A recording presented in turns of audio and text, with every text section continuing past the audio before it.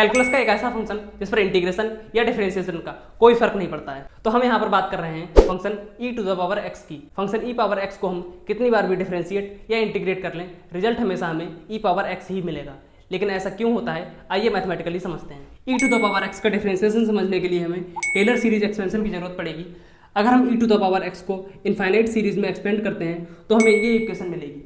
अब अगर इसका हम डिफरेंशिएशन करते हैं d/dx e to the power x equals to, यहाँ पर 1 का डिफरेंशिएशन 0 हो जाएगा, प्लस x का differentiation 1 plus x square upon 2 factorial का डिफरेंशिएशन हो जाएगा x plus x cube upon 3 factorial का डिफरेंशिएशन हो जाएगा x square upon 2 factorial plus आगे की सभी टर्म्स का डिफरेंशिएशन भी इसी पैटर्न के अकॉर्डिंग होगा।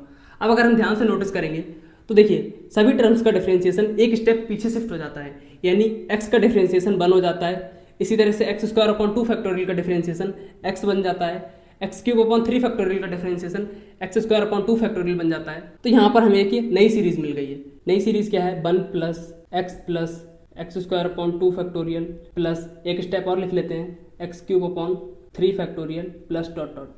अब अगर हम यहाँ पर इस सीरीज को ध्यान से नोटिस करते हैं तो यही सेम सीरीज है 1 plus x square upon factorial 2, यही सेम सीरीज यहाँ पर है। तो इसे हम क्या लिख सकते हैं, e to the power x।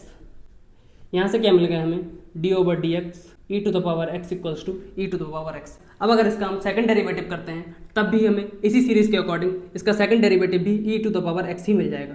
तो इस तरह से e to the power x का हम कितनी बार भी डिफरेंशिएशन करें ये हमें सेम फंक्शन मिलेगा, यानी e to the power x। I hope आपको समझ में आ गया होगा।